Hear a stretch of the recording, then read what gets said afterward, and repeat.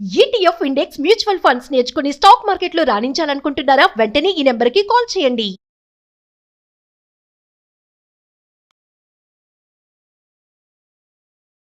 తరుణారుణ కరుణామయ విపులాయతనయనం కమలాకుచకలశీభర విపులీకృత పులకం మురళీరవతరళీకృత మునిమానసనళినం మమ ఖేలతి మదచేతసి మధురాధరమమృతం. భాగవత కథాసుధ 3వ భాగంలోకి వచ్చాం. శ్రీకృష్ణుని కన్ను మన మీద ఉండాలి. ఆయన చూపు, ఆయన దృష్టి మనకు కావాలి. అది ఎలాంటి అత్యద్భుతమైన కన్నంటే మహాద్భుతమైన ఆయన యొక్క కొడగంటి చూపు, కొస చూపు, చిన్న క్రీగంటి చూపైనా మన మీద ఉండాలని కోరుకుంటూ భాగవత కథలోకి వెళ్దాం.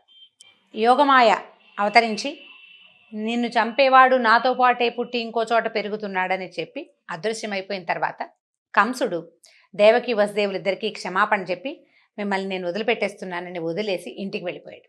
ఈ వెళ్ళిన తర్వాత అతను ఏం చేశాడు? తన మంత్రులందరినీ రప్పించి యోగమాయాదేవి తనతో ఏం చెప్పిందో చెప్పాడు. చెప్పేసరికల్లా వీళ్ళందరూ ఏంటంటే ప్రతివాడికి ఒక్కొక్క ఆలోచన ఉంటుంది. యథా రాజా తథా మంత్రి, చాలా చోట్ల అలాగే ఉంటుంది. వీళ్ళు ఏమనుకున్నారంటే వీళ్ళంత వివేకవంతులు అనటానికి వీల్లేదు. ప్రతి సమస్యకి చంపటమో చావడమో తప్ప వేరే ఉపాయం ఉంటుందని తెలియదు వాళ్ళకి. దాంతో వాళ్ళు తమ సహజమైన పద్ధతిలో స్పందించి ఏం చెప్పారంటే నగరాలలో, గ్రామాలలో ఎక్కడెక్కడ యాదవులుండే గొల్లపల్లెల్లో అయినా ఏం చేయాలి, 10 రోజుల వయసు కూడా లేని పసిపిల్లల్ని, అంతకు మించి వయసున్న పిల్లల్ని కూడా చంపేద్దాం. పసిపిల్లల్ని బతికించి ఉంచద్దు. తనతోటే పుట్టాడంటే ఆ రోజే పుట్టుండాలి, లేదా ఓ 2 రోజుల ముందు, ఓ 3 రోజులు వెనకాల, అంతే కదా. కాబట్టి అయినా అసలు నీకు సరైన శత్రువు ఎవరు? విష్ణువు. మనకి దాయాదులే అయినా పరమ శత్రువులుగా మారినటువంటి దేవతలకి మూలబలం విష్ణువే. ధర్మం ఎక్కడుంటుందో విష్ణువు అక్కడ ఉంటాడు. వేదపారాయణలు, తపస్సు, యజ్ఞాలకు హవిస్సునిచ్చే గోవులు ఎక్కడుంటే ధర్మం అక్కడ ఉంటుంది. ప్రత్యక్షంగా విష్ణుమూర్తిని సంహరించే అవకాశం లేదు, ఆయన మనకు దొరకడు, అతని దేహం దొరకదు మనకి. కాబట్టి వీటన్నిటినీ నిర్మూలించామనుకో ఈ లోకంలో ధర్మం ఉండదు, విష్ణువుకి నీడ ఉండదు, అతని వల్ల నీకు ప్రాణభయం ఉండదు అని సలహా చెప్పారు. కంసుడికి ఈ మాటలు చాలా నచ్చినాయి, బాగుందనుకున్నాడు. కామరూపులైన రాక్షసులందరినీ ఆ పనిలో ఉండమని ఆదేశించి పసిపిల్లల్ని చంపేయాలి అని చెప్పాడు. ఆదేశించి వెళ్ళిపోయాడు. కామక్రోధాలే అంటే రజోగుణమే ప్రధాన లక్షణంగా కలిగిన రాక్షసులు లోకాన్ని పీడించడానికి ఆనందంగా బయలుదేరారట. తమ ప్రభువు నందుడి ఇంట్లో లేకలేక కుమారుడు కలిగాడు. పిల్లవాడిని చూడడానికి ఊరంతా పరిగెత్తుకొచ్చారట. లేకలేక కలిగిన పిల్లాడు. అయితే యశోదాదేవి తెల్లగా ఉంటుంది, ఈ పుట్టిన పిల్లవాడు నల్లటి వాడు. కానీ కలువరేకులు లాంటి యశోదాదేవికి కళ్ళు ఎంత కలువలల్లే ఉంటాయట. ఈ పిల్లాడు కూడా కమలాయత నేత్రుడు, తల్లి కళ్ళే వచ్చాయి పిల్లాడికి. కాస్త రంగు తేడా ఉంది కానీ వాళ్ళ అమ్మ కళ్ళేనే చెంపకి చారడు కళ్ళని సంతోషించారు. పిల్లవాడిని చూశారు, అందరూ వచ్చి బోల్డ్ రకాల దిష్టిలు తీశారు, చక్కగా మంచి మంచి సుగంధ ద్రవ్యాలు వేసిన నీళ్లతో స్నానాలు చేయించారు, పసివాడికి ఉయ్యాలల్లో వేశారు. అందరూ ఎత్తుకుని పిల్లవాడి చేతుల్లోనే వీణలాగా ఆ చేతిలోంచి ఈ చేతిలోకి మారుతూ ఉన్నాడట. అయితే ఇలా ఏమైంది, ఈ పిల్లవాడు పుట్టేసరికల్లా జాతకర్మలు ఏవో చిన్నవి చేయవలసినవి, 11వ రోజు చేసే జాతకర్మలు అవి చిన్న కర్మలు చేశాడు. పేరైతే పెట్టలేదు కానీ చిన్న కర్మలు చేయవలసినవి. తర్వాత బ్రాహ్మణులకి, వేదవేత్తలకి దానాలు ఇచ్చాడు. ఈ శ్రీహరి భక్తుడైన నందుడు తన కుమారుడి క్షేమం కోసం, అంటే లేక కలిగిన శిశువు అవటం వల్ల అర్చనలు చేయించాడు విష్ణుమూర్తికి. తర్వాత ఏ విష్ణువునైతే ప్రార్థిస్తున్నాడో ఆ విష్ణువే తన కుమారుడిగా తన ఇంట్లో ఉన్నాడని ఎరగడు. విష్ణుమాయ అలాంటిది. అయితే గోకులంలో ఉన్న వాళ్ళంతా ఈ పిల్లాడు పుట్టిన సందర్భంలో పసుపు, పాలు, పెరుగు ఒకళ్ళ మీద ఒకళ్ళు వసంతాలుగా చల్లుకుని బోల్డ్ అంత పెద్ద ఫంక్షన్లు చేసుకుని ఆనందించారు. బోల్డంత ఉత్సాహం. తమ రాజుకి కొడుకు కలిగాడంటే తమకు కాబోయే రాజు. దాంతో మహదానందంగా జరుపుకున్నారు. విష్ణువు కృష్ణుడై గోకులానికి వచ్చాడు. గోకులాన్నే తన నివాసంగా చేసుకున్నాడు. అయితే చూడండి చిత్రం, అమ్మవారు నిత్యానపాయిని లక్ష్మీదేవి విష్ణుమూర్తిని వదిలిపెట్టి ఉండదు. విష్ణువేమో పసివాడిగా వచ్చేసాడు ఇక్కడికి. మరి ఇప్పుడు ఆవిడ ఎవరుగా రావాలి? ఆ గోకులంలో గోసంపద వృద్ధైపోయిందట, ధాన్య సంపద వృద్ధిపోయింది, సిరి సంపదలకి నెలవైపోయింది ఆ గోకులం. లక్ష్మీ కళ రాజ్యం వెళ్తోంది అక్కడ. అమ్మవారు ఆ రూపంలో వచ్చి తన భర్తని అనుసరించి ఈ గోకులంలో స్థిరపడిపోయిందట. నందుడు కంసుడికి సామంతరాజు. అతను ఏం చేస్తాడు, ప్రతి 6 నెలలకి 3 నెలలకి కప్పం కట్టే విధానం ఉంటుంది. ఈ రాజుగారికి కప్పం కట్టడానికి మధురకి వెళ్ళాడు. కప్పం కట్టించిన తర్వాత కట్టి తన విడిదికి వచ్చాక ఇతను వచ్చాడని తెలుసుకుని వసుదేవుడు నందుడిని చూడ్డానికి వచ్చాడట. ఎందుకంటే వాళ్ళిద్దరూ చిన్నతనం నుంచి ప్రాణ స్నేహితులు. నందా, నీకు వయసు మీరిపోతుందని, సంతానం కలగలేదని బెంగ పెట్టుకున్నావు, ఈ వయసులో నీకు పుత్రుడు కలిగాడు, చాలా సంతోషం అన్నాడు వసుదేవుడు. సరే, నా కుమారుడు తన తల్లి రోహిణితో కలిసి నీ దగ్గరే ఉన్నాడు కదా, అంటే రోహిణి యొక్క గర్భస్థ శిశువు అయిన పిల్లవాడితోటి ఆవిడ అక్కడ చేరిపోయింది నందగోకులంలో, పిల్లాడు అక్కడే పుట్టాడు రోహిణీదేవికి. నా కొడుకు రోహిణి కులాసగా ఉన్నారా, నా బిడ్డని తన బిడ్డలాగా చూసుకుంటుందా యశోద అని నర్మగర్భంగా అడిగాడు. అడిగితే నందుడు అందరూ క్షేమమేనని, వసుదేవుడికి పుట్టిన సంతానాన్ని ఈ కంసుడు వధించినందుకు చాలా విచారపడుతున్నానని చెప్పాడు. వీళ్ళిద్దరూ మాట్లాడుకుంటుంటే వసుదేవుడికి ఒక ఊహ కలిగింది, అక్కడ ఏదో జరగబోతోందని. ఉన్నట్టుండి ఏమన్నాడంటే, నువ్వు కప్పం కట్టడానికి వచ్చావు, నీ పని అయిపోయింది, తొందరగా వెళ్ళిపో, నీ నందవ్రజంలో చాలా ఉత్పాతాలు జరగబోతున్నాయి, ఏదో ప్రమాదం రాబోతుంది, వెళ్ళిపోమని పంపించేశాడు. నందుడు కూడా భయపడ్డాడు. ఎందుకంటే వసుదేవుడు చాలా గొప్ప చరిత్ర కలిగిన వాడు, ఆనకదుందుబిగా పేరున్నవాడు. ఆయనకి ఏమైనా తడతాయి, ఆయన రాజర్షి, సాత్విక స్వభావుడు, ముందే కొన్ని జరగబోయేవి ఏమైనా తెలుసుకోగలిగినవాడు. అంచేత ఆయన చెప్పిన మాటకి కంగారుపడి ఈయన శ్రీహరిని ధ్యానిస్తూ నందుడు గోకులానికి వెళ్ళాడు. అయితే ఈ శిశువులని పసిబిడ్డల్ని చంపడానికి అనేక మంది రాక్షసులని, రాక్షస స్త్రీలని కూడా కంసుడు పంపించాడట. ఈ పంపించే వాళ్ళలో పూతన ఒకటి. ఈ పూతన ఏమిటంటే ఆమెకి ఆకాశగమన విద్య ఉంది, కోరిన రూపం ఇచ్ఛారూప ధారణ కూడా ఉంది, ఎలా కావాలంటే అట్లా మారుతుంది. ఈ పసిపిల్లల్ని సంహరించడంలో ఆరితేరిపోయింది ఈ అమ్మాయి. ఏమిటంటే ఈవిడ అనేక ప్రాంతాల్లో చేరి ఏం చేస్తుంది, బాలింతరాలుగా నటిస్తుంది. ఏ ఇంటికి వెళ్ళినా ఏ వాకిట్లో ఉన్నా కూర్చుని పిల్లాడికి పాలిస్తానని చంటి పిల్లవాడికి స్తన్యం ఇచ్చి చంపేస్తుంది. ఆమె స్తన్యంలోనే విషం ఉంటుంది, అప్పుడు తల్లి పాలల్లోనే విషం. ఆమె ఆ రకంగా పిల్లల్ని సంహరిస్తూ అంతా తిరుగుతూ ఇక్కడ చేరింది. అయితే ఈ వచ్చిన అమ్మాయి ఎంత పరమాద్భుత సౌందర్యమట. చేతిలో పద్మం పట్టుకుని సమ్మోహనంగా నవ్వుతూ వస్తే విష్ణుమూర్తిని వెతుకోవడానికి లక్ష్మీదేవి వచ్చిందా అనిపించేంత సమ్మోహనంగా ఉందట. ఎంత కళ్ళగానో ఉంది. ఆమె సౌందర్యానికంటే రాక్షస మాయ వల్ల అందరూ ఆమెకు లోబడిపోయారు. ఎవరింట్లో పసిపిల్లలు ఉన్నారో చూసింది. నందుడి ఇంట్లో కొత్తగా పిల్లవాడు పుట్టాడని తెలుసుకుంది. ఈవిడ చూపులు ప్రసన్నంగా ఉన్నాయి కానీ అన్వేషణగానే ఉంది. పిల్లాడిని వెతుక్కుంటోంది, ఎక్కడున్నారా చంటి పిల్లలు అని. అయితే ఈ లోపలికి నందుడి ఇంటి వైపుకి వెళ్తే ఉయ్యాలలో నిస్సహాయంగా కాళ్ళు చేతులు ఆడిస్తూ పడుకున్న పసిపిల్లవాడు కనపడ్డాడు. రోజుల బిడ్డ, ఎక్కువ వయసు రాలేదు.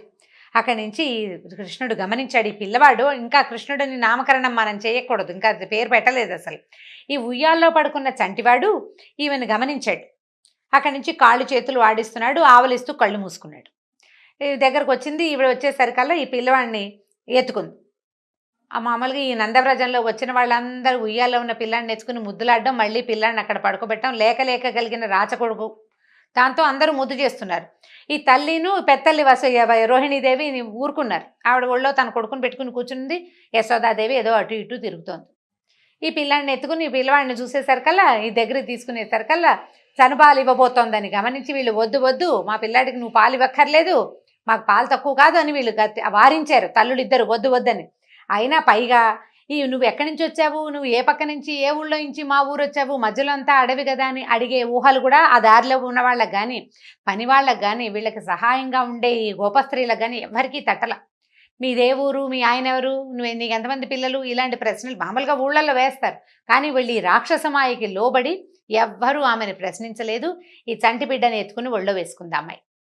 వీళ్ళు వద్దన్నారు. ఆవిడ ఎట్లా అయిందంటే పరమమూర్ఖుడు కదలకుండా నిద్రపోయే మహాసర్పాన్ని తాడనుకుని ఒళ్ళో పెట్టుకున్నట్టుగా ఆ నిశ్శబ్దంగా పడుకుని కళ్ళు మూసుకుని దొంగ నిద్ర నటిస్తున్న చంటి పిల్లవాడిని, సాధారణ శిశువుని భ్రమపడి ఈ పూతన అనే రాక్షసి ఆ పిల్లవాడిని ఎత్తి ఒళ్ళో పెట్టుకుంది. స్తన్యం పిల్లవాడికి చనుబాలు తాగించడానికి ప్రయత్నం చేసింది.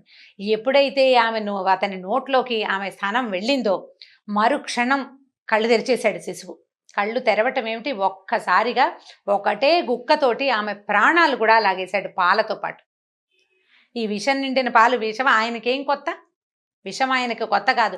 మహాసర్పాలని సైతం సంహరించగలిగిన గరుత్మంతుడి గర్వమణిచి ఆయన మీద కూర్చోగలిగిన వాడు. ఆయనకి ఏ కొత్త లేదు, శిశువుగా ఉన్నా కొత్త కాదు. ఎప్పుడైతే ఈ పిల్లవాడు గట్టిగా గుక్క పాలు పీల్చాడో ఈ పెద్ద కేక పెట్టట, ముంచె విడు అని అరుస్తూ లేచిందట. ఈ లేవడం మహా పెద్ద శరీరం, కొండల్లాంటి స్థనాలతోటి చాలా పెద్ద ఉగ్ర రూపం, మహా పెద్దదైన స్వరూపంతో విరుచుకుని పడిపోయిందట. ఈ వచ్చిన ఉత్పాతానికి వీళ్ళు ఏం చేస్తారంటే ఉయ్యాల ఇంట్లోగా లేదు, కొంచెం సావిట్లోకి ఉంది. ఈవిడ సావిట్లో ఉన్న ఉయ్యాల్లోంచి పిల్లాన్ని తీసుకుని వాకిలి వైపు అరుగు వైపుకి వచ్చింది.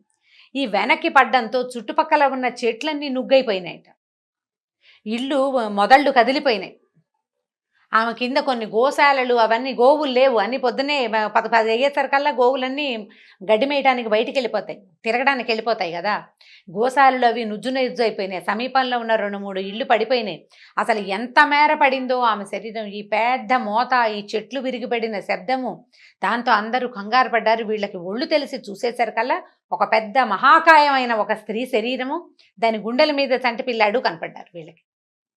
దాంతో కంగారు పడ్డారు, పరిగెత్తి వాళ్ళంతా తెల్లబోయారు. ఇంత శరీరం ఏమిటి, 6 క్రోసుల మేర ఉందట, 6 క్రోసుల మేర ఆమె శరీరం ఉంది.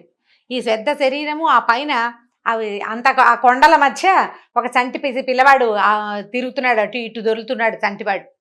దాంతో కంగారు పడ్డారు.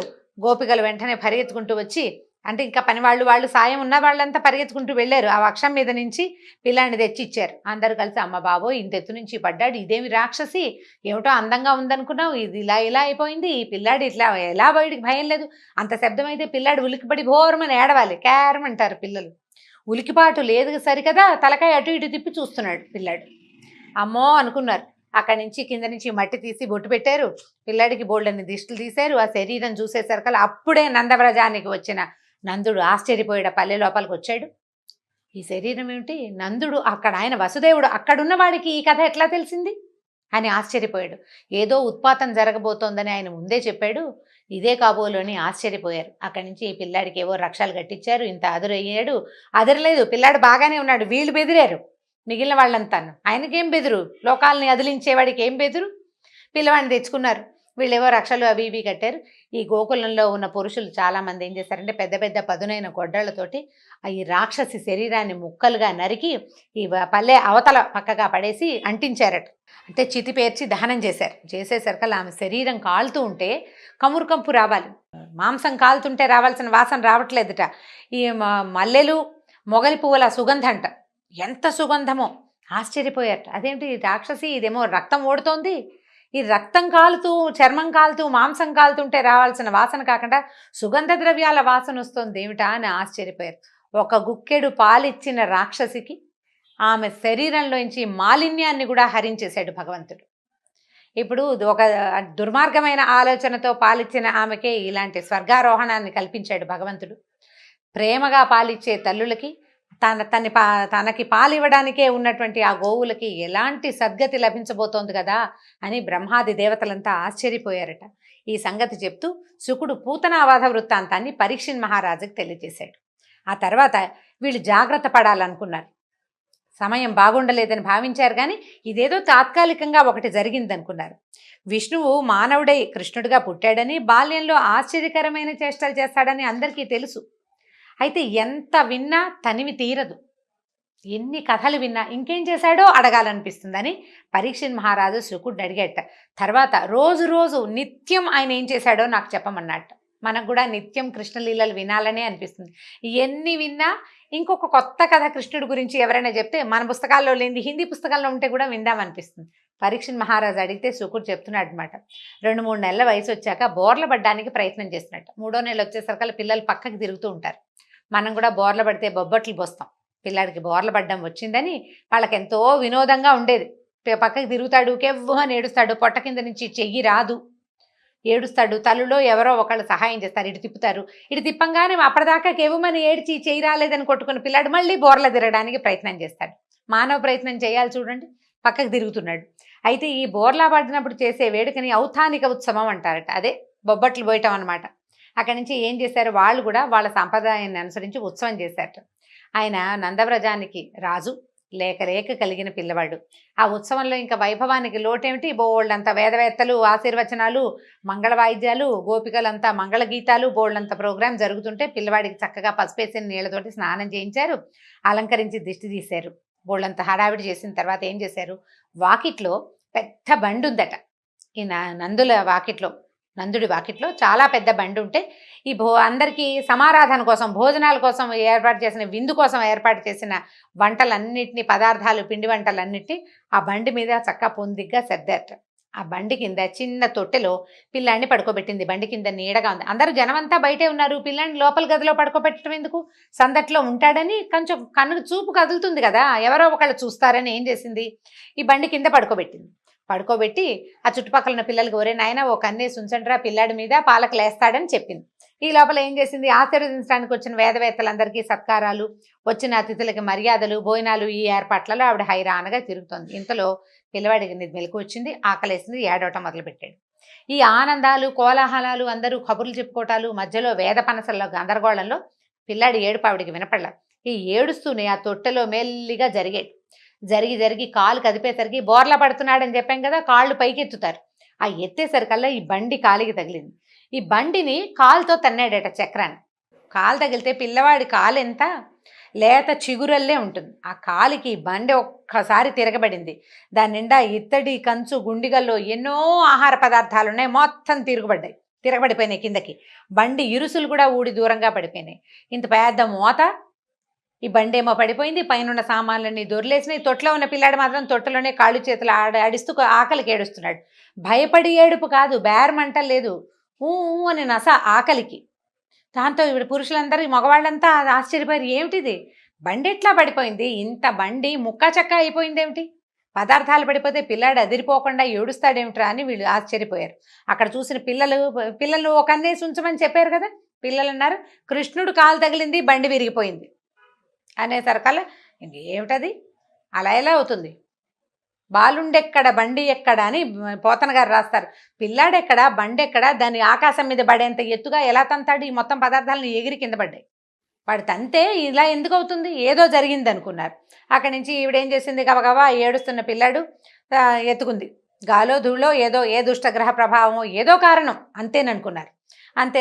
ఈ పిల్లాడికి హోమాలు అవి చేశారు. దుష్టగ్రహ పీడ తొలగించడం కోసం రక్షలు కట్టారు. అందరూ కలిసి బండి సరిగ్గా నిలబెట్టుకున్నారు. మళ్ళీ వంటలు చేసుకుని, మళ్ళీ గుండిగలు నింపుకుని, తర్వాత శ్రీమన్నారాయణ పూజ ఏదో చేసుకుని భోజనాలు చేశారు. ఇలా అవుతూ ఉండగా ఈ శిశుహంతకి అయినటువంటి మన పూతన ఏమైంది, పూతన కనపట్టలేదు అని ఈ కంసుడి పరివారంలో చర్చకొచ్చింది. వచ్చేసరికల్లా వాళ్ళు ఏం చేశారంటే, వాళ్ళల్లో ఒకడిని తృణావర్తుడు అనే ఒకడిని చెప్పారు. రే పూతన ఎక్కడుందో చూడు అని.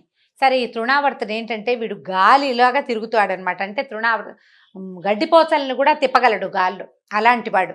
సరే, అతను ఏం చేశాడు, ఈ ఆకాశగమన విద్యతోటి తిరుగుతూ పూతన ఎక్కడుందో చూస్తున్నాడు. ఆ చూడడం కోసం నందవ్రజం మీదగా వెళ్తున్నాడట. ఆ వెళ్తుండగా ఈ యశోదాదేవి పిల్లాడిని ఒక 5వ నెలలో ఏమో వచ్చింది, 5-6 నెలలు వచ్చుంటే ఒళ్ళో పెట్టుకుని కూర్చుంటే ఉండి పిల్లాడు బరువెక్కిపోతున్నాడు. బరువుగా ఉంటే తల్లులకి ఏమనిపిస్తుంది, పిల్లాడు బరువెక్కిపోతున్నాడు అనిపించదు. ఈ మధ్య పురుడొచ్చి నాకు వీక్నెస్ వచ్చింది, కాస్త నేను వీక్ అయ్యాను, కాళ్ళు తిమిరెక్కిపోతున్నాయి అనుకుంది ఆవిడ. నాకు కాళ్ళు తిమిరెక్కిపోతున్నాయి, నేను మొయ్యలేకపోతున్నాను, నాకు ఓపిక తగ్గింది అనుకుంది. కానీ నా పిల్లాడు ఇంత గుండులా బరువెక్కాడని ఏ తల్లి అనుకోదు. ఎంత బొద్దుగా ఉన్నా పిల్లాడు బాగా పాలు తాగడు, సరిగ్గా అన్నం తిండనే చెప్పుకుంటారు. తల్లి సహజమైన లక్షణం. ఏమనుకుంది ఆవిడ, కాళ్ళు తిమిరెక్కుతున్నాయని పిల్లాడిని తీసి పక్కన కూర్చోబెట్టింది. పక్కన కూర్చోబెట్టిన మరుక్షణం మొయ్యలేనంత బరువయ్యాడంటే మోయటానికి తనకి శక్తి లేదని భావించింది తల్లి పాపం. ఆ ఆకాశ మార్గంలో వెళ్తున్న తృణావర్తుడు ఈ నందవ్రజం మీదగా వచ్చాడట. పైనుంచి చూసేసరికల్లా ఈ పిల్లాడు కనపడ్డాడు. తల్లి ఒళ్ళో నుంచి దిగి పక్కన కూర్చున్నాడు. కొంచెం 7-6 నెలలు వచ్చింటాయి, కూర్చుంటారు కదా పిల్లలు, కాస్త నేలకి చేతులు ఊతమానించి కూర్చుంటారు. పైనుంచి చూసేవాడికి కింద పిల్లాడు కనపడ్డాడు. చంటి పిల్లలు ఎక్కడ కనపడ్డా చంపేయమన్న కంసుడి ఆజ్ఞ గుర్తొచ్చింది. ఈ రావటం ఏమిటి, గుర్తు రాగానేవాడు సుడిగాలిలాగా పెద్ద గాలి రూపంలో వచ్చేసాడు. ఈ భూమి మీద చక్కగా చేతులు ఆనించి కూర్చున్నటువంటి కృష్ణకుమారుణ్ణి లేపేశాడు పైకి.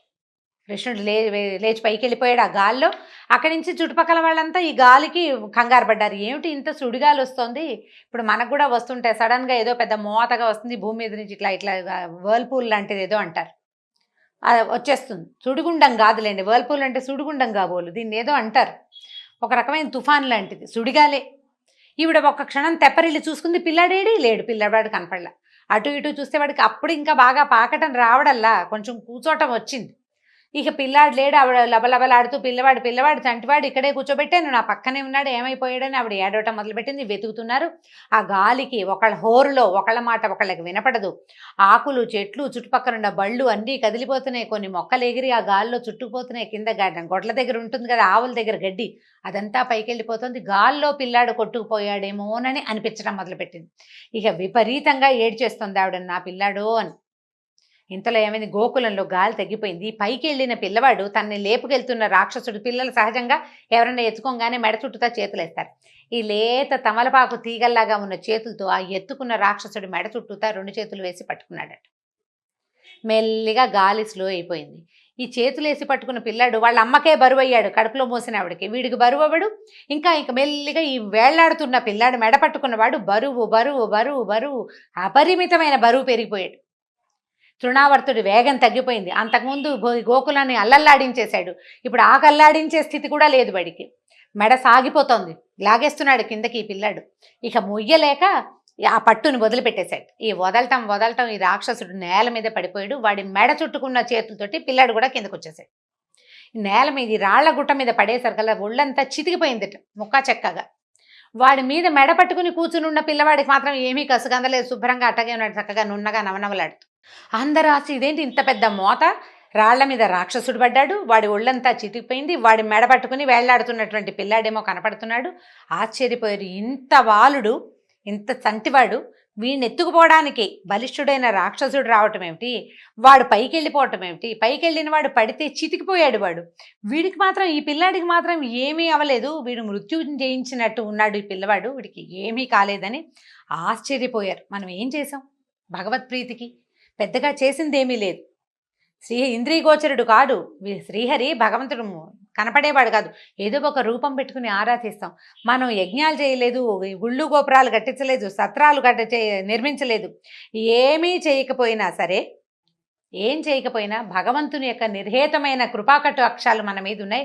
అందుకనే ఈ పిల్లవాడికి ఇలాంటివి తప్పుతున్నాయి. మన నందవ్రజంలోకి వచ్చే ఈ ప్రమాదాలన్నిటికీ మనం గురి కాకుండా తప్పుతున్నాయని అందరూ కనపడని దృగ్గోచరుడు కాని నారాయణమూర్తికి నమస్కారాలు చేసుకున్నారు. ఈయనకు తెలిసింది నందుడికి. వసుదేవుడు చెప్పాడు నందవ్రజంలో ఉత్పాతాలు జరగబోతున్నాయని, ఆయన ముందే చెప్పాడు అనుకున్నాడు. ఇక మున్ముందు ఏం జరగబోతోంది, ఈ పిల్లల పెంపకం ఏ రకంగా జరిగింది, కృష్ణుడికి కృష్ణుడన్న నామధేయం ఎలా కలిగిందో వచ్చే భాగంలో తెలుసుకుందాం. నమస్కారం.